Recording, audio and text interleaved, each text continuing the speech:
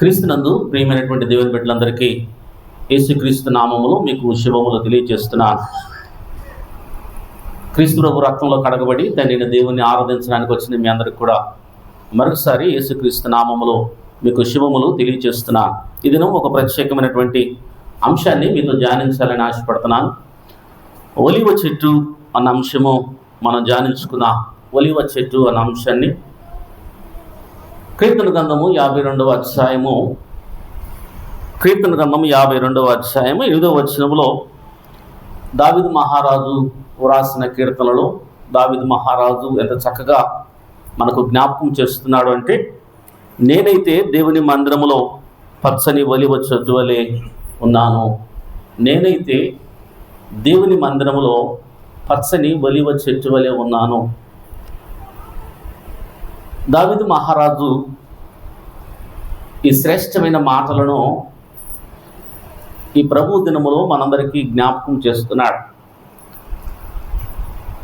అనేక మందిని, తన చుట్టూ ఉన్న అనేక మందిని ఆయన చూస్తూ తను ఏమంటున్నాడంటే, నేనైతే దేవుని మందిరములో పచ్చని ఒలివ చెట్టు వలె ఉన్నాను అంటున్నాడు. ఒలివ చెట్టుతో తనను పోల్చుకుంటున్నాడు. ఎక్కడ అంటే దేవుని మందిరములో ఒలివ చెట్టు వలె ఉన్నాను అని తనను ఒలివ చెట్టుతో పోల్చుకుంటున్నాడండి. ఈ లోకములో ఒలివ చెట్టు కంటే చాలా శ్రేష్టమైన చెట్లు ఉన్నాయి. ఒలివ చెట్టు కంటే టేకు చెట్లు చాలా శ్రేష్టమైనవి. మన ప్రాంతంలో ఎర్రచందనము చెట్లు చాలా శ్రేష్టమైనవి. దావీదు మహారాజు కాలంలో కానీ, పాత నిబంధన కాలంలో కానీ దేవదారు వృక్షాలు ఇంకా చాలా శ్రేష్టమైనవండి. దేవదారు వృక్షాలతో మహా గొప్ప గొప్ప నగరాలను కట్టారు. దేవుని మందిరానికి దేవదారు వృక్షాన్ని చాలా ఉపయోగించినట్లు మనం చూస్తున్నాం. అనగా దేవదారు వృక్షాలు ఉన్నాయి, చందనము చెట్లు ఉన్నాయి, గంధపు చెట్లు ఉన్నాయి, టేకు చెట్లు ఉన్నాయి, శ్రేష్టమైన చెట్లు చాలా ఉన్నాయి, యాపిల్ చెట్లు ఉన్నాయి. అయితే ఒలివ చెట్టుతో పోలుస్తున్నాడండి. దేవుని సన్నిధిలో ఎలా ఉన్నానంటే, నేను టేకు చెట్టులాగా ఉన్నాను అంటం లేదండి, లేకపోతే రకరకాల శ్రేష్టమైన చెట్లు పేర్లు చెప్పటం లేదు, కానీ ఒలివ చెట్టు వలె ఉన్నాను అంటున్నాడండి. ఒలివ చెట్టు వలె. ఒలివ చెట్టుకున్నటువంటి శ్రేష్టత ఏంటి? ఒలివ చెట్టుతోనే దావీదు మహారాజు ఎందుకు పోల్చుకున్నాడో, ఒలివ చెట్టులో ఉన్నటువంటి శ్రేష్టమైన లక్షణాలు ఏంటి అని మనం ఆలోచన చేస్తే, ఈ ఒలివ చెట్టు చాలా సుందరమైన చెట్టు అండి. ఎందుకంటే చెట్లు ఆకులతో చిగుర్లతో ఉన్నప్పుడు చాలా అందంగా ఉంటాయి. ఆకులు రాలిపోతే మోడు బారిన చెట్టులాగా ఉంటుంది. ఈ ఒలివ చెట్టు ఎప్పుడూ ఆకులతో ఉంటుందండి, ఎప్పుడూ ఆకులతో ఉంటుంది. దానిలో ఉన్న చాలా శ్రేష్టమైన లక్షణం అండి. అనగా ఎప్పుడూ అందంగా ఉంటుంది. దాని పండ్లు ఒలివ పండ్లు అంటారు. అవి తినడానికి చాలా శ్రేష్టమైనటువంటి రుచినిస్తాయంట ఒలివ పండ్లు. క్రీస్తు ప్రభు కూడా ఆ పండ్ల కొరకు ఒలివ చెట్టు దగ్గరికి వెళ్ళి ఎదిగినట్లు మనం చూస్తున్నాం. కనుక ఒలివ పండ్లు చాలా శ్రేష్టంగా ఉంటాయి. తర్వాత ఒలివ పండ్లతో, ఒలివ కాయలతో ఏం చేస్తారంటే అండి, ఒలివ నూనె చేస్తారు. ఒలివ నూనె. అంతేకాకుండా ఒలివ నూనెతో ఔషధాలు కూడా చేస్తారండి, అనగా మందులు. అనగా చాలా శ్రేష్టంగా ఉంటుంది ఒలివ చెట్లు. ఈ ఒలివ చెట్లో ఉన్నటువంటి మరొక శ్రేష్టమైన లక్షణం ఏంటంటే, ఎంత చలినైనా తట్టుకుంటుందంట. ఎంత చలైనా తట్టుకుంటుంది. సాధారణంగా ఎక్కువగా చలి ప్రాంతాల్లో ఉంటాయి. రాత్రంతా చలి ఉంటుంది. పాలస్తీనా ప్రాంతంలో పగలు చాలా వేడి ఉంటుంది. అనగా వేడికి తట్టుకుంటుంది, చలికి తట్టుకుంటుందంట అండి. అంతేకాకుండా ఈ చెట్టు సంవత్సరానికి 15 నుంచి 40 కేజీల ఒలివ పండ్లు కాస్తుందంట అండి. 15 నుంచి 40 కేజీల ఒలివ పండ్లు ఈ చెట్లు కాస్తాయంట. కాబట్టి ఈ చెట్లు సాధారణంగా అక్టోబర్ నుంచి డిసెంబర్ దాకా ఆ పండ్లు మనం తినగలమంటండి. ఈ లోకంలో మనకు కనిపించే ఒలివ చెట్లు. కాబట్టి అలాంటి ఒలివ చెట్టుతో దావీదు మహారాజు పోల్చుకుంటున్నాడు. ఎక్కడ ఒలివ చెట్టు వలె ఉండాలి అనుకుంటున్నాడంటే దేవుని మందిరములో అంటున్నాడండి. దేవుని మందిరం నేను ఒలివ చెట్టు వలె ఉండాలి అనుకుంటున్నాడు. ప్రతి క్రైస్తవుడు ఆలోచించాల్సిన అంశం ఏంటంటే దావీదు మహారాజు అయితే దేవుని మందిరములో ఒలివ చెట్టు వలె ఉండాలనుకుంటున్నాడు. మనము దేవుని మందిరములో అనగా జీవగల దేవుని సంఘములో మనము ఒలివ చెట్టు వలె ఉంటున్నామా ఒకసారి మనం పరీక్షించుకుందామండి. దేవుని మందిరంలో దావీదు మహారాజు పచ్చని ఒలివ చెట్టు వలె ఉండాలనుకుంటున్నాడా? దేవుని మందిరము అంటే మనం చాలాసార్లు జ్ఞాపకం చేసుకున్నాం. 1 తిమోతి రాసిన పత్రిక 3వ అధ్యాయము 1 తిమోతి రాసిన పత్రిక 3వ అధ్యాయము 15వ వచనములో అయినను నేను ఆలస్యము చేసిన ఎడల దేవుని మందిరములో అనగా జీవము గల దేవుని సంఘములో అంటాడు. అనగా దేవుని మందిరము అంటే జీవము గల దేవుని సంఘం అండి. దావీదు మహారాజు దేవుని మందిరములో ఒలివ చెట్టు వలె ఉండాలనుకుంటున్నాడు.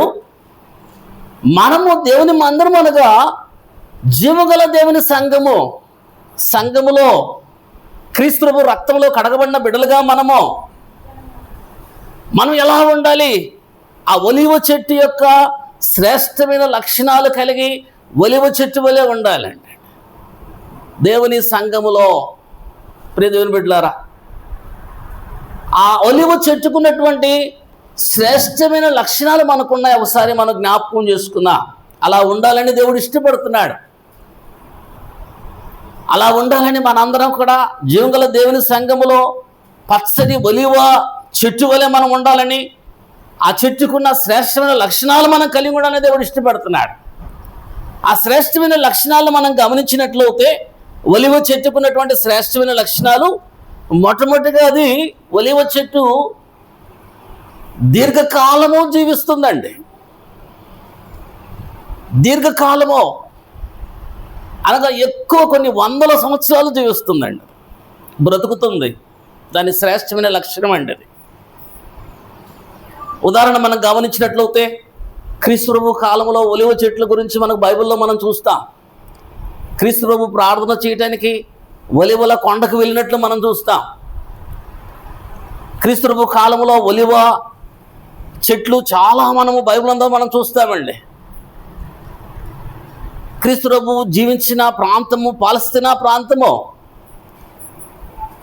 యెరూషలేము ఆ ప్రాంతానికి నేటికి వెళ్ళినా, ఈరోజు వెళ్ళినా కూడా క్రీస్తు ప్రభు జీవించిన కాలంలో ఉన్నటువంటి ఒలివ చెట్లు నేటికి ఉన్నాయి, ఈ రోజుకు ఉన్నాయి. క్రీస్తు ప్రభు ఈ లోకానికి వచ్చి ఎన్ని సంవత్సరాలు అయిందంటే 2025 సంవత్సరాలు అయిందండి. 2025 సంవత్సరాలు అనగా ఆ చెట్లు ఎన్ని సంవత్సరాలు బ్రతుకుతున్నాయంటే 2025 సంవత్సరాలు బ్రతికాయి. ఎంత దీర్ఘకాలము అవి బ్రతుకుతున్నాయి చూడండి, ఎంత దీర్ఘకాలము జీవిస్తున్నాయి.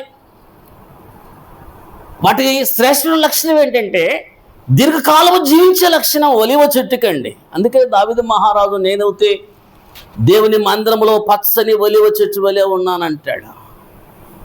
దేవుని మందిరములో ఆయన ఎక్కువ కాలము జీవించే మనకు ఉండడానికి ఇష్టపడుతున్నాడు.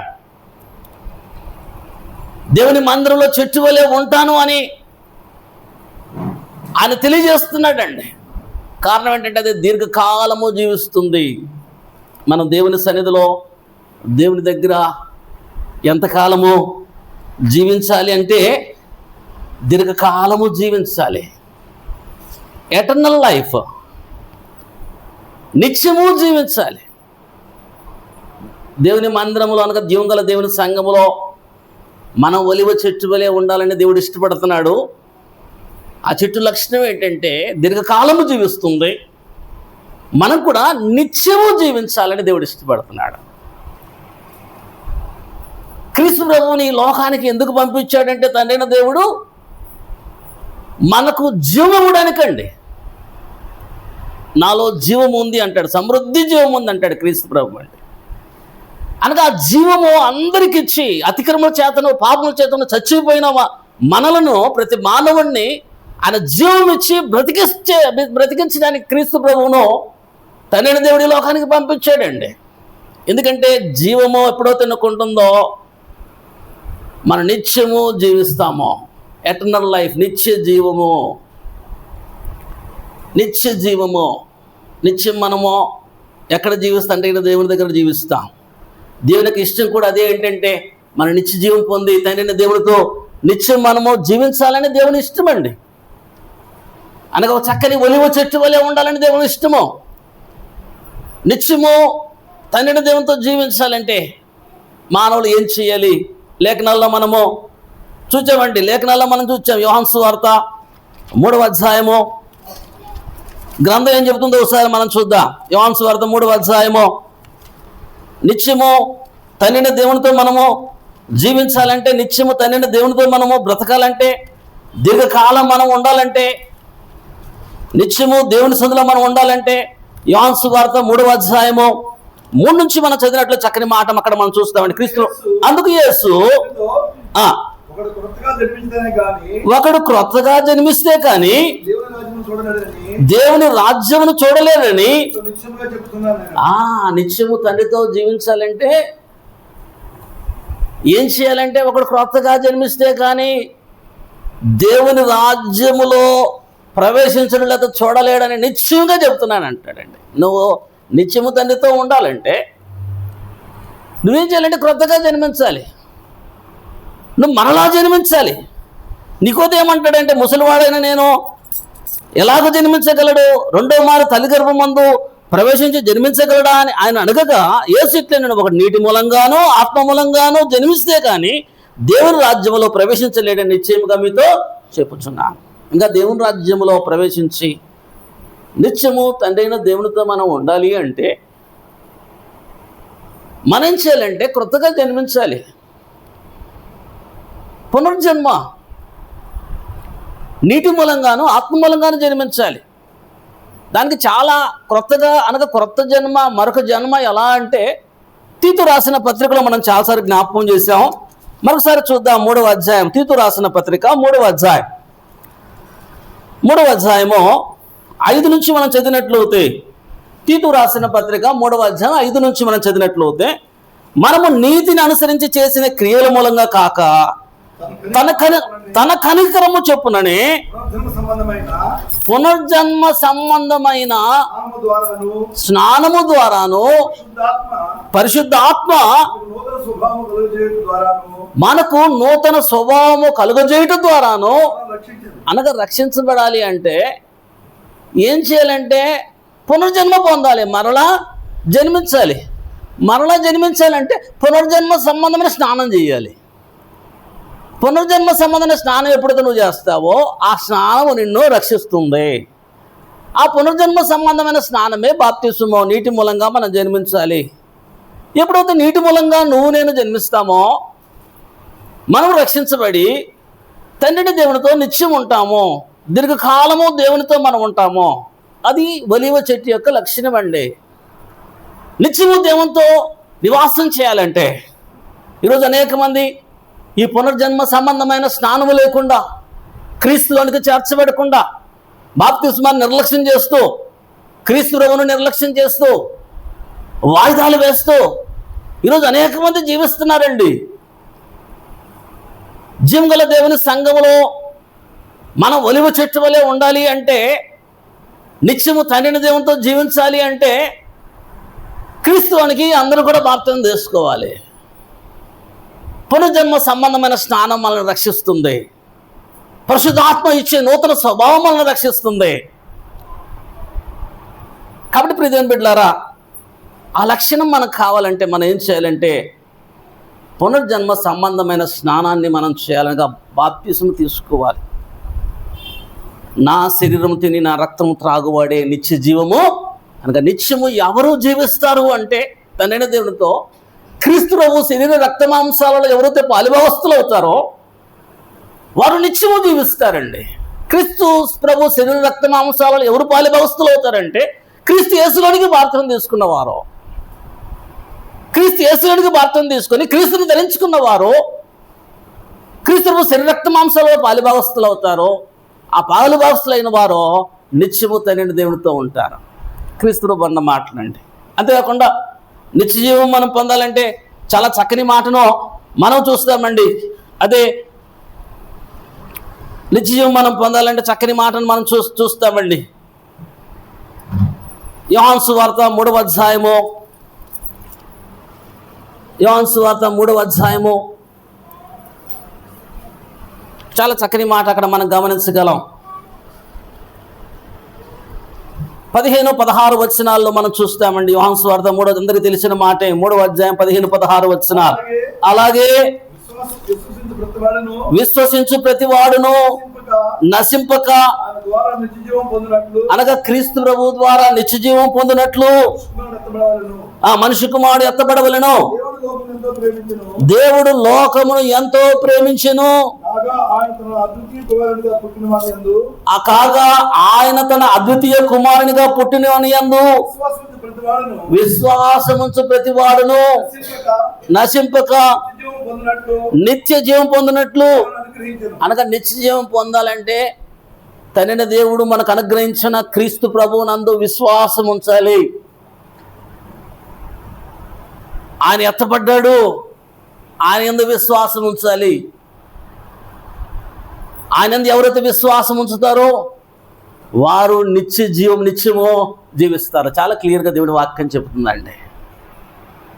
ఆ ఒలీవ చెట్టు లక్షణము దీర్ఘకాలము 100 సంవత్సరాలు బ్రతుకుతుంది. నీవు తండ్రిని దేవునితో నిత్యము జీవించాలంటే, అలాంటి లక్షణం మనం కలిగి ఉండాలంటే దీవెనగల దేవుని సంఘంలో ఒలీవ చెట్టుకున్న లక్షణాన్ని మనం కలిగి ఉండాలి.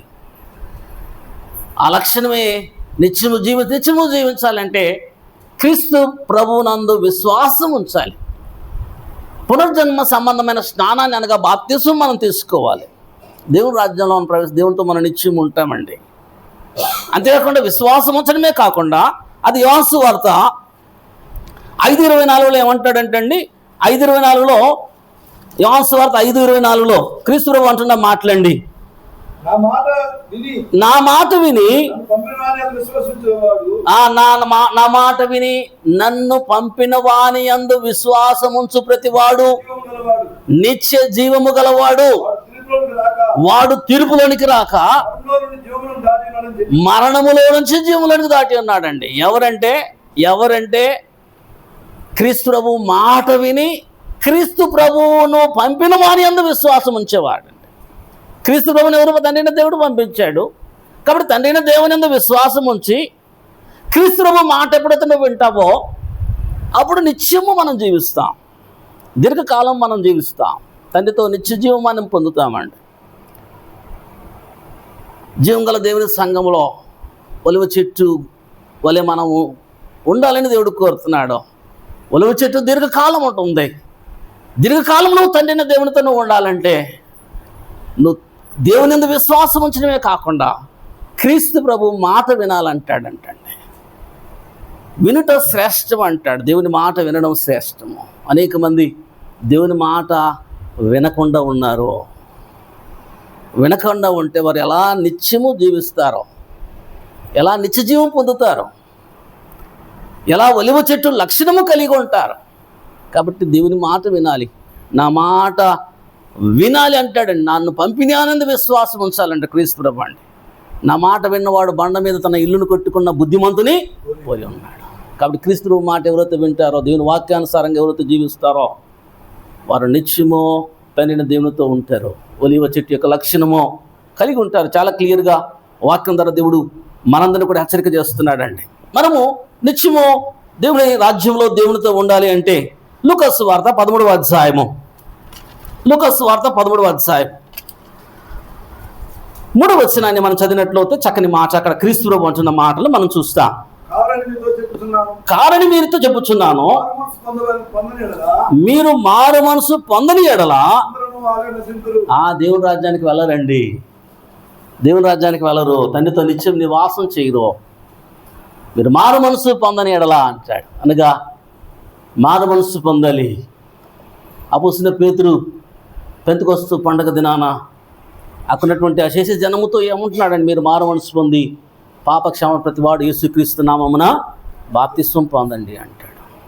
అనగా మారు మనసు పొందకపోతే మనం తండ్రిన దేవునితో నిత్యమో నివాసం చేయమో, అనగా దీర్ఘకాలము దేవునితో మనం ఉండలేమండి. కాబట్టి మారు మనస్సు అంటే అనేక సార్లు మనం జ్ఞాపకం చేసుకున్నా, చాలాసార్లు ఆ మాటను మనం ధ్యానించి హెజ్కేలు గ్రంథము 18వ అధ్యాయము, హెజ్కేలు గ్రంథము 18వ అధ్యాయం 23వ వచనం మనం గమనించినట్లయితే, మారు మనసు అంటే చాలా చక్కగా, దుష్టులు మరణం పొందుట చేత నాకు ఏమాత్రమైన సంతోషము కలుగునా, వారు తమ ప్రవర్తనను దిద్దుకొని, ప్రవర్తనను దిద్దుకోవడం అండి, ప్రవర్తనను దిద్దుకోవడం. మారు మనసు పొందడం అంటే ప్రవర్తనను మార్చుకోవడము, దుర్మార్గతను విడిచిపెట్టడం. ఇంకా క్లియర్గా అదే హెజ్కేలు గ్రంథము ఇంకా క్లియర్గా అక్కడ మనకు కనిపిస్తుందండి. హెజ్కేలు గ్రంథము 33వ అధ్యాయము 11వ వచనం మనం గమనిస్తే, హెజ్కేలు గ్రంథం 30 కాగా వారితో ఇట్లనము, నా జీవము తోడు దుర్మార్గుడు మరణమొందుట వలన నాకు సంతోషము లేదు. దుర్మార్గుడు తన దుర్మార్గతను మరలి బ్రతుకుట వలన, గమనించండి, చాలా క్లియర్గా దేవుడు జ్ఞాపకం చేస్తున్నాడండి. దుర్మార్గుడు తన దుర్మార్గత నుండి మరలి బ్రతుకుట వలన నాకు సంతోషం కలుగును. దుర్మార్గుడు దుర్మార్గంతో చచ్చిపోవడం నాకు ఇష్టం లేదు, నిత్య నరకానికి వలన నాకు ఇష్టం లేదు. ఆ దుర్మార్గత నుండి అంటాడండి మరలాలి అనగా. కాబట్టి ఇశ్రాయేలులారా మనసు తిప్పుకొనుడి, మీ దుర్మార్గత నుండి మరలి, మీరు దుర్మార్గత నుండి మరలి అంటాడండి. కాబట్టి దుర్మార్గత నుంచి మరలడం, ప్రవర్తన దిద్దుకోవడం మారు మనసు. అంతకుముందు చేస్తున్నటువంటి పాప పనులన్నింటినీ కూడా వాటిని వదిలివేసి మార్పు నొందడం అంటే మారు మనసు, దాన్ని విడిచిపెట్టడం మారు మనసు. అనేక మంది మారు మనసు పొందామని చెప్తారు, బాప్తిసం తీసుకుంటారు, కానీ చేయకూడని పనులన్నీ చేస్తూ ఉంటారు. బాప్తిసం తీసుకొని ఉంటారు, క్రైస్తవులని పిలిపించుకుంటుంటారు, చేసే పనులన్నీ చేస్తారు, త్రాగుతుంటారు, ఇష్టానుసారం లోకంలో అన్యులు చేసే కార్యాలన్నీ చేస్తూ ఉంటారు. కారణం మీతో చెబుతున్నాను, మీరు మారు మనసు పొందకపోతే, మీరు ఆ దుర్మార్గత విడిచిపెట్టకపోతే, మీ మనసు తిప్పుకోకుండా ఉంటే మీరు అలాగే నశిస్తారు. దేవునితో నిత్యము జీవించలేరండి. దేవునితో నిత్యము దేవునితో మనం ఉండలేము. కాబట్టి దుర్మార్గతను విడిచిపెట్టాలి, పాపాన్ని విడిచిపెట్టాలి, మారు మనసు పొందాలి. మారు మనసు పొందితేనే క్రైస్తవులంటేనే క్రీస్తును ధరించుకున్న వారం, క్రీస్తు యేసు కలిగిన మనసును కలిగి ఉండడం, క్రీస్తు యేసుకున్న స్వభావాన్ని కలిగి ఉండడం. కనుక అలా మార్పు నొందాలంటండి. అలా మార్పు నొందితేనే తండ్రి దేవునితో నిత్యము మనము జీవించగలము. చాలా క్లియర్గా పరిశుద్ధాత్మ దేవుడు మనకు జ్ఞాపకం చేస్తున్నాడు. దీర్ఘకాలము నిత్యము తండ్రి దేవునితో జీవించాలంటే క్రొత్త జన్మానుభవం కావాలి. దేవుని యందు విశ్వాసం ఉంచాలి.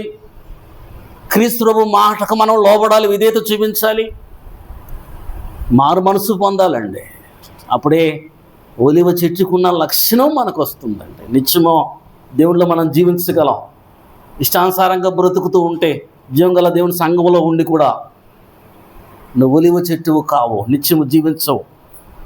దుర్మార్గతను విడిచిపెట్టకపోతే నువ్వు నిత్యము జీవించలేవు. ప్రభు దేవుని తండ్రి దేవునితో అండి. కాబట్టి చాలా క్లియర్గా దేవుడు జ్ఞాపకం చేస్తున్నాడు. నువ్వు ఒలివ చెట్టు లక్షణము కలిగి ఉండాలంటే దేవుని సంఘంలో నువ్వు ఖచ్చితంగా నువ్వు దుర్మార్గతను విడిచి నీ మనసును మార్చుకోవాలని వాక్యం ద్వారా మనందరినీ కూడా హెచ్చరిక చేస్తున్నాడండి.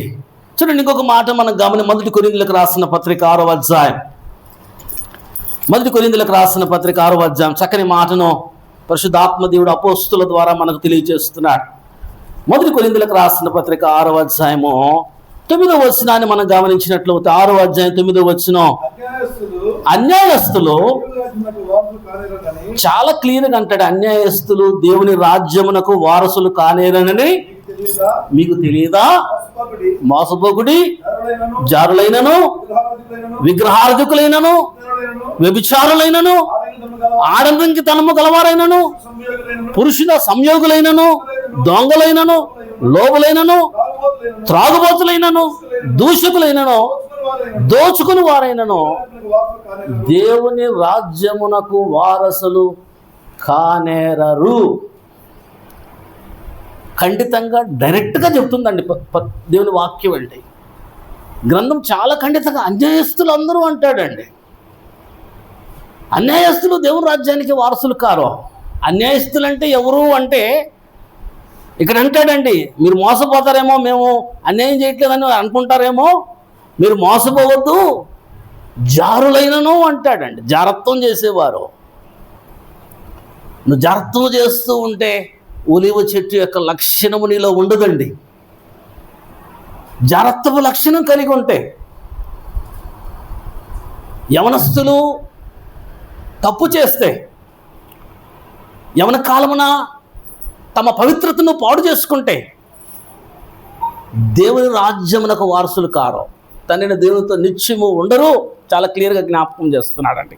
జారులైనను, విగ్రహార్థికులైనను అంటాడండి. విగ్రహారాధన చేసేవారందరూ కూడా దేవుని రాజ్యమునకు వారసులు కాదు. ఒలీవ చెట్టు యొక్క లక్షణము వారిలో ఉండదు. వారు నిత్యము తైన దేవునితో ఉండరు అంటాడండి. విగ్రహార్థికులు అనేక మంది మనం ఏమంటామంటే, అయ్యా మేము ఏ బొమ్మకు మేము మొక్కట్లేదు, ఏ చెట్టుకు మొక్కట్లేదు, ఏ పుట్టకు మొక్కట్లేదు, మేము విగ్రహారాధన చేయట్లేదు అంటాడు. అయితే అపోస్తల బోధ ఏమని చెప్తుందంటే, నువ్వు ధనాన్ని ప్రేమిస్తే ఆ ధనమే నీకు విగ్రహము అంటాడండి.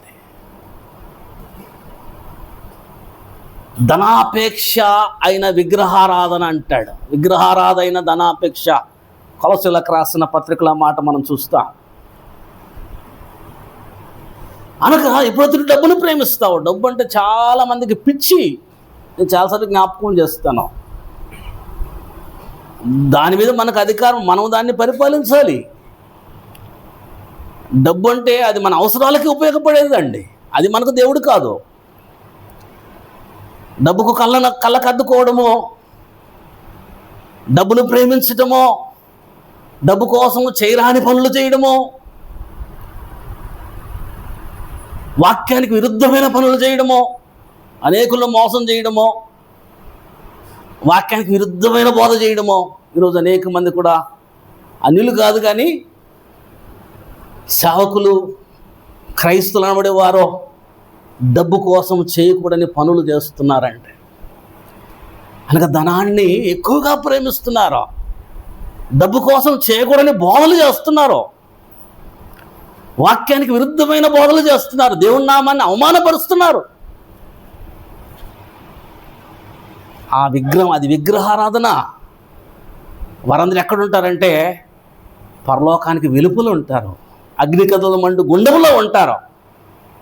దేవుని రాజ్యంలో ఉండరండి. దేవుని రాజ్యమునకు వారసులు కానేరరు అంటారు. కాబట్టి డబ్బును దేవతగా, దేవునిగా మనం పూజిస్తే అది విగ్రహారాధన అవుతుంది. మంగళవారం అయితే డబ్బులు ఇయ్యరు చాలామంది, శుక్రవారం అయితే డబ్బులు ఇయ్యరు చాలామంది. ఎంత అయోగ్యమండి. క్రైస్తవులు విగ్రహారాధన చాలా క్లియర్గా ధనపక్షణ విగ్రహారాధన అంటాడు. చూడండి, ఒక మాట కూడా చూపిద్దాం. అపోస్తుల బోధ కొలసీలకు రాసిన పత్రికలో ఆ మాట 3:5 కావున భూమి మీద ఉన్న అవయవములను అనగా జారత్వమును, అపవిత్రతను, కామాతుతను, దురాశను, విగ్రహారాధనైన ధనాపేక్ష వాటిని మీరు చంపేయండి అంటాడు. కొంచెం కూడా ఉండకూడదు అంటండి. మనం కొంచెం కూడా చంపేయమంటే చచ్చిపోయిన వాడు ఎట్లుంటాడంటే, చచ్చిపోయిన వాడు చలనమే ఉండదండి. కొంచెం కూడా ఉండదు. కొంచెం ఉన్నా కూడా బతికినట్లు అంటారు. నాడి కొంచెం కొట్టుకుంటున్నా బ్రతికినట్లు. అయితే క్రైస్తవులు ఏం చేయాలంటే ధనాపేక్ష అయిన విగ్రహారాధనను చంపివేయండి అంటే కొంచెం కూడా ఉంచుకోవద్దంటాడండి పరిశుద్ధాత్మ దేవుడు. ఎప్పుడైతే నువ్వు చంపేస్తావో తనిన దేవునితో నిత్యం ఉంటావు, నిత్యము జీవిస్తావు. కాబట్టి ధనాపేక్ష అయిన విగ్రహారాధన చాలా జాగ్రత్తగా ఉండాలి. నేను విగ్రహాలు పూజించలేదు అనుకుంటావు, కానీ డబ్బులు నువ్వు పూజిస్తే, డబ్బులు నువ్వు ప్రేమిస్తే ఆ డబ్బు నీకు విగ్రహము, అది విగ్రహారాధన చేసినట్లుగా వాక్యం ద్వారా ప్రభు చాలా డైరెక్ట్గా క్లియర్గా హెచ్చరిస్తున్నాడండి. తర్వాత ఇంకొక మాట అంటాడు ధనాపేక్ష. ఎఫెసీయులకు రాసిన పత్రిక 5వ అధ్యాయం చాలా చక్కని మాట అక్కడ మనం చూస్తామండి. ఎఫెసీయులకు రాసిన పత్రిక 5వ అధ్యాయం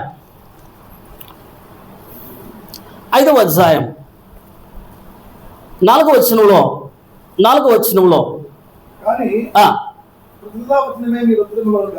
కృతజ్ఞతావచనం మీరు ఉచ్చరింపవలను గాని బూతులైనను, పోకిరి మాటలైనను, సరసోక్తులైనను ఆ క్రైస్తవులు ఉచ్చరించకూడదు అని చెబుతూ అవి మీకు తగవు.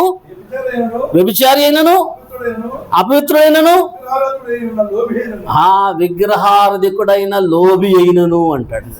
చాలా అనగా లోబి ఎవరంటే విగ్రహారధికుడు.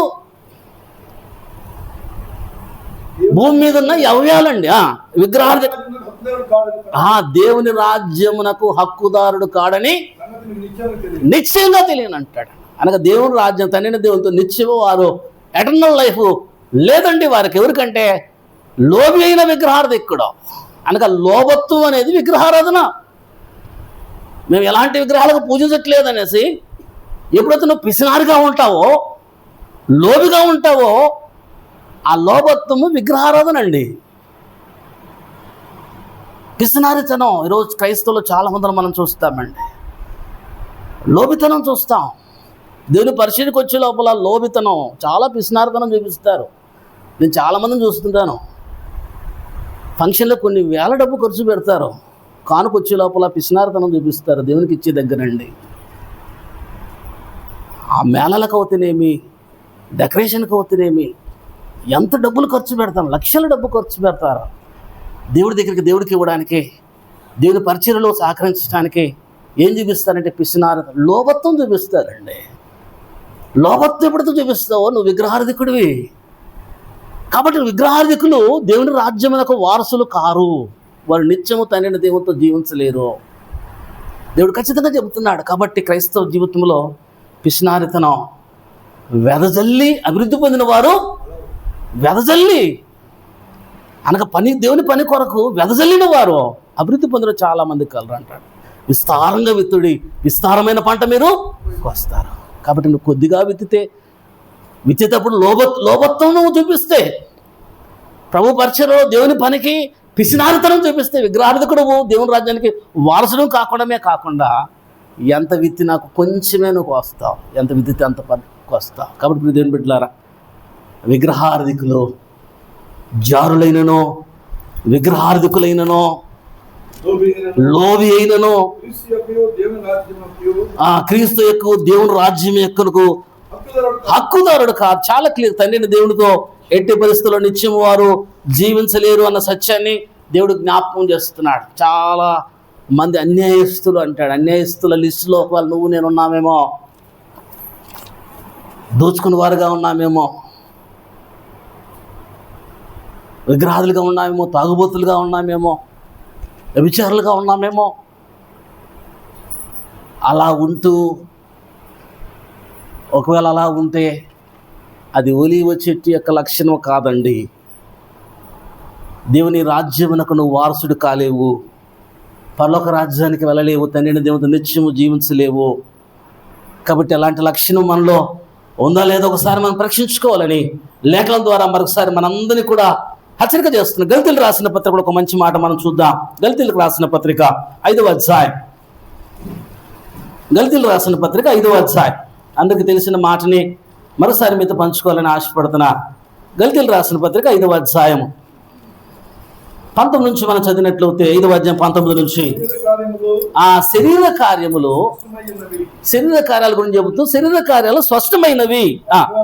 అవేమనగా గమనించండి, ఇక్కడ కూడా జ్ఞాపకం చేస్తున్నాడు. జారత్వము, అపవిత్రత, కామకత్వము, విగ్రహారాధన, అభిచారము, ద్వేషము, కలహము, మత్సరములు, క్రోధములు, కక్షలు, భేదములు, విమతములు, అసూయలు, మతతలు,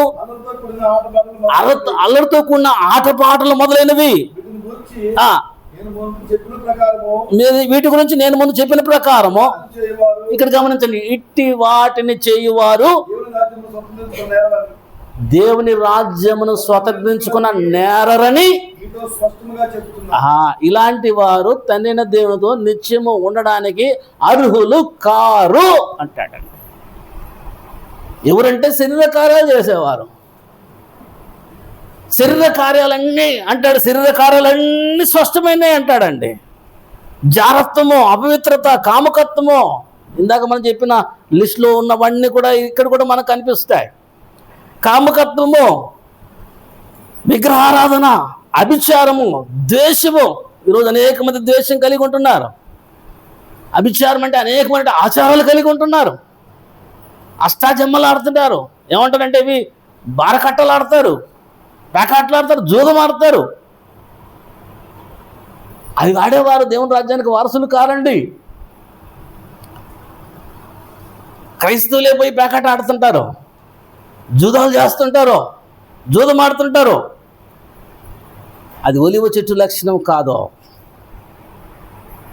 అలాంటి వారు నిత్యము దేవుని సన్నిధికి వారు వెళ్ళే దేవుని రాజ్యమునకు వారసులు కానేరని నిస్పష్టంగా మీతో చెబుతున్నాను, స్పష్టంగా చెబుతున్నాను. ఎందుకంటే డైరెక్ట్గా మనకి ఎక్కడా కనిపించదండి, గ్రంథం అంత స్పష్టంగా చెబుతుంది.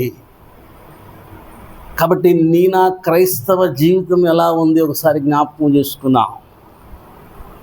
నా క్రైస్తవ జీవితం ఎలా ఉంది? క్రైస్తవులను చెప్పుకుంటూ రకరకాల పనులు, అభిచారాలు చేయడము, తర్వాత త్రాగుడు, తర్వాత కలహాలు, మత్సరతలు, క్రోధములు, కక్షలు, భేదములు, విమతములు, అసూయలు, మతతలు, మత్తు కలిగించేవన్నీ కూడా మతతులండి. నీకు మత్తు కలిగించేది ఏదైనా, నీ శరీరాన్ని పాడు చేసేది ఏదైనా మతతులు. కాబట్టి వాటిని ఒకవేళ నువ్వు చేస్తూ ఉంటే, వాటికి నీ శరీరం అలవాటు పడితే, అది లేనిది నేను ఉండలేనన్ను అనుకుంటే దేవుని రాజ్యమునకు వారసులు కానేరరు. చాలా క్లియర్గా చెప్తున్నాడు, నిశ్చయంగా చెప్తున్నాను అంటున్నాడు దేవుడు. అంటే నిశ్చయంగా చెప్తున్నాను, అలాంటి వారు దేవుని రాజ్యమునకు వారసులు కాలేరు. కాబట్టి ఈ లిస్ట్ అంతా కూడా దేవుడు మన మధ్య ఉంచుతున్నాడు. ఒకవేళ అల్లరితో కూడిన ఆటపాటలు ఉన్నాయా? ఒకవేళ మనకు భేదాలు ఉన్నాయా? విమతాలు ఉన్నాయా? కక్షలు ఉన్నాయా? త్రాగుబోతులుగా మనం ఉంటున్నామా? దొంగలుగా ఉంటున్నామా? విచారులుగా ఉంటున్నామా? కామకత్వం కలిగి ఉంటున్నామా? మత్సరం కలిగి ఉంటున్నామా? విగ్రహార్థకులుగా ఉంటున్నామా? ఇవి దేవుని బిడ్డల లక్షణాలు కావు. చాలా క్లియర్గా చెప్తున్నాడండి. క్రైస్తవులని పేరు పెట్టుకుని ఇలాంటి వారు చేసేవారు అందరూ ఎక్కడ ఉంటారంటే పరలోకపు వెలుపలు ఉంటారు. క్రైస్తవులని పేరు పెట్టుకొని ఇవన్నింటికి బానిసలేని వారు ఎక్కడ ఉంటారంటే పరలోకపు వెలుపలు ఉంటారు. అలాంటి వారిని క్రైస్తవులని కూడా గ్రంథం చెప్పట్లేదండి. అలాంటి వారిని క్రైస్తవులు కూడా చెప్పట్లేదు గ్రంథం. కాబట్టి క్రైస్తవ జీవితంలో నేను గ్రంథాన్ని ఎదుటి పెట్టుకొని మనం పరీక్షించుకుంటే, ఈ అద్దం ముందు మనల్ని మనం పరీక్షించుకుంటే, మనం పరలోకపు వెలుపల ఉంటామా, తండ్రి దేవునితో నిత్యం ఉంటామా? ఓసారి జ్ఞాపకం చేసుకోవాలని ప్రభు మనందరినీ కూడా హెచ్చరిక చేస్తున్నాడండి. కాబట్టి శరీర కార్యాలు చేసేవారు పరలోక రాజ్యానికి వెలుపల ఉంటారో వారు తండ్రి దేవునితో నిత్యము ఉండరండి. నిత్య జీవము వారికి అర్హులు కాదు. వాక్యం ద్వారా దేవుడు మరొకసారి మనందరూ కూడా హెచ్చరిక చేస్తున్నాడు. కొలస్సీలకు రాసిన పత్రిక 3వ అధ్యాయం 2వ అధ్యాయం. కొలస్సీలకు రాసిన పత్రిక 2వ అధ్యాయం. చక్కని మాటను పరిశుద్ధాత్మ దేవుడు జ్ఞాపకం చేస్తున్నాడండి అపోస్తుల ద్వారా, అపోస్తుల బోధ ద్వారా. 2వ అధ్యాయం 8వ వచనం గమనించినట్లయితే, ఆయనను అనుసరింపక చూడండి, దేవుణ్ణి అనుసరించకుండా మనుషుల పారంపర్యాచారం ప్రకారము, అనగా ఈ లోక సంబంధమైన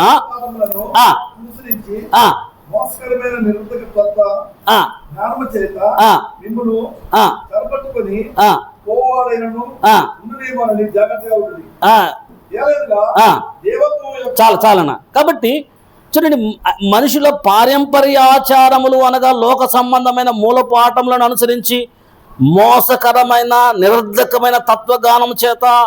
కాబట్టి మనుషుల పారంపర్యాచారాలు, దేవునికి లోక సంబంధమైన ఆచారాలు చేసేవారు దేవునికి ఇష్టము లేదండి. లోక సంబంధమైన ఆచారాలు ఉన్నవారు మనుషుల పారంపర్యాచారాలు అంటాడు. మనుషుల ఆచారం ఈరోజు చాలా ఆచారాలు మనం చూస్తామండి. కాబట్టి అలాంటి ఆచారాలు చేసేవారు ఎక్కడుంటారంటే పరలోకానికి వెలుపల ఉంటారు. నిత్యము తండ్రి దేవునితో జీవించలేరండి. మనం ఇర్మియా గ్రంథం చాలాసార్లు మనం చూసాం. ఒకసారి చూద్దాం. ఇర్మియా గ్రంథము 10వ అధ్యాయము, ఇర్మియా గ్రంథం 10వ అధ్యాయము మొదటి నుంచి మనం చదివినట్లయితే, తండ్రి దేవుడు